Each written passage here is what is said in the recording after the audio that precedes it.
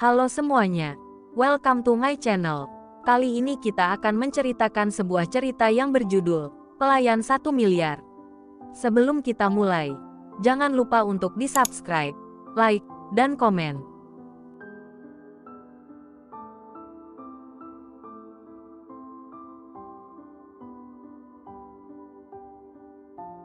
Episode 16, Tidak Enak Tapi Abis. Setelah sarapan, Bella melanjutkan aktivitasnya dengan membersihkan rumah.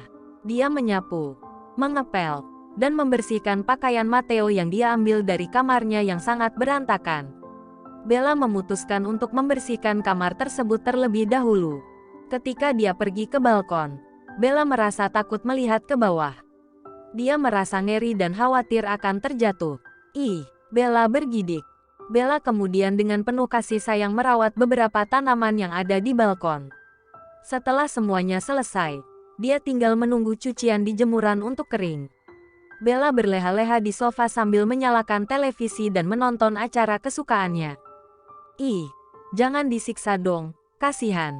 Aduh, kok kalian jahat sekali sih. Komentar Bella terhadap setiap adegan di televisi. Dia bahkan ikut menangis saat ada adegan yang menyedihkan. Saat tiba waktu makan siang, Matteo mengajak Irwan pulang ke apartemennya untuk makan siang di sana saja. Sudah menyuruhnya memasak, bos? Tanya Irwan sambil melirik ke arah Matteo. Belum, suruh saja dia memasak, dan kita akan segera sampai. Perintah Matteo sambil merapikan mejanya. Namun Irwan tidak segera menghubungi apartemen. Dia sibuk dengan urusan lain. Sudah selesai belum? Ayo, kenapa begitu lama? Kamu sedang apa? Matteo tampak kesal pada Irwan. Saya hanya mencari ponsel di konter, bos. Bersabarlah. Jangan terlalu terburu-buru. Kasihan anak orang itu, kata Irwan sambil mengangkat tangannya. Apaan sih? Gak nyambung banget. Matteo menggelengkan kepala. Ponselnya tidak diangkat. Atau mungkin ada gangguan dengan telepon di apartemen, kata Irwan sambil menyimpan ponselnya ke dalam sakunya. Baiklah. Mari kita pulang saja, ujar Matteo sambil berdiri dan menggeser kursinya ke dalam. Irwan mengikuti Matteo dari belakang, sibuk dengan ponselnya dan tentunya urusan pekerjaannya.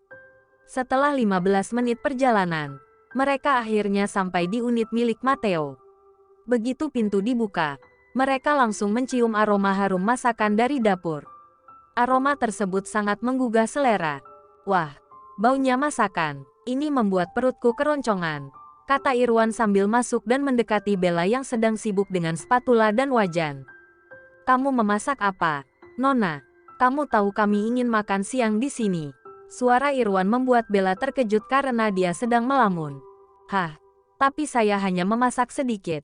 Tuan muda tidak memberi tahu saya kalau kami akan makan siang di rumah. Oh, jadi kamu menunggu perintah dulu, gitu. Walaupun saya tidak meminta, seharusnya kamu memasak untuk saya.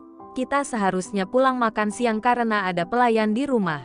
Kalau tidak ada, kita bisa memesan atau makan di kantor, ujar Matteo dengan nada sedikit dingin. Kalau saya masak banyak, terus gak ada yang makan, gimana? Sayang dong, mubazir, dan mubazir itu temannya setan, balas Bella sambil memainkan tangannya. Kalau gak ada yang makan, makan saja sendiri. Gitu kok repot, balas Matteo dengan nada tinggi. Sudah, masak saja, Nona. Nanti tuan muda marah, bisik Irwan ke arah Bella. Bella mengangguk. Baik, Tuan Ramah. Matteo memperhatikan bahasa tubuh Irwan yang berbicara dengan Bella yang terlihat mengangguk. Manik matanya tak luput melihat gadis itu yang tampak bersih dengan pakaian yang tadi pagi Irwan bawa. Rambutnya dikuncir rapi, yang mengekspos lehernya yang bersih. Kemudian, mata Matteo bergerak mengawasi semua yang ada di apartemen tersebut tampak bersih dan rapi. Lantas, Matteo membawa langkah ke dalam kamar pribadinya yang juga sangat bersih. Pakaian kotor pun sudah tidak ada. Tidak ada yang terlihat berantakan. Lumayan juga kerjaannya, gumam Matteo sambil tersenyum.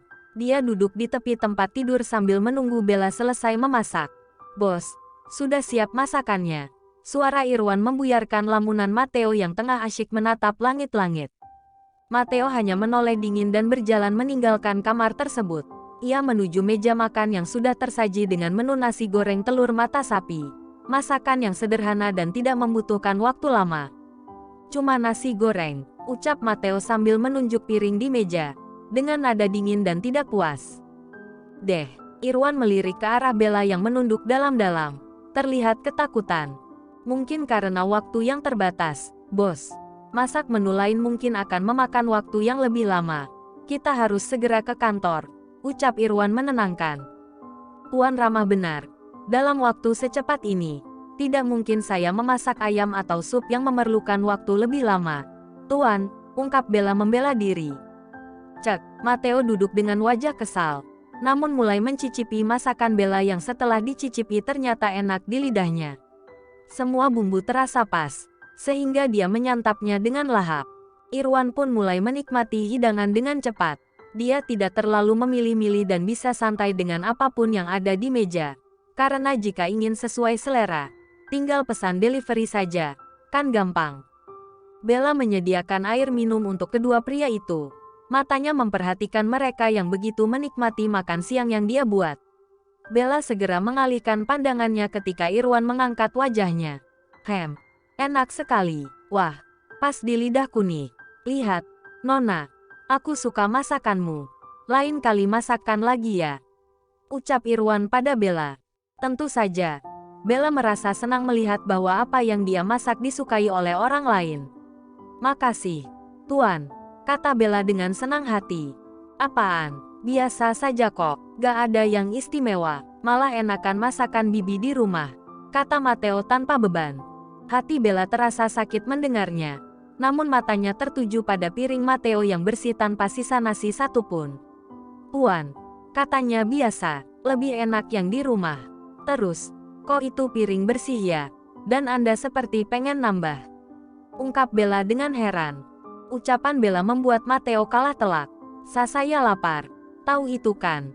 Kalau gak lapar sih ogah, elak Matteo dengan angkuhnya. Alasan, lain kali kalau minta dimasak lagi, saya gak mau, sahut Bella dengan ekspresi cemberut. Kau ini di sini pelayan. Mau kamu saya keluarkan dan menikah dengan bandot tua yang siapa itu namanya? Lupa, Juragan Kartono, Tuan, sahut Bella dengan wajah yang cemas dan ketakutan. Iya, dia, mau kamu saya kembalikan padanya. Sergah Matteo menatap tajam. Tidak mau, Tuan. Saya belum siap menikah dengannya. Istri dia banyak, dan takut disiksa di ranjang, kata Bella lirih sambil menundukkan kepalanya. Matteo memicingkan matanya sebelah, melihat ke arah Bella. Disiksa, emang di ranjang tempat penyiksaan ya? Bukannya ranjang memberi kenikmatan. Lalu, dia menoleh ke arah Irwan. Irwan, yang terdiam mendengarkan perdebatan bos dan gadis yang baru hadir di kehidupannya, hanya menahan tawa.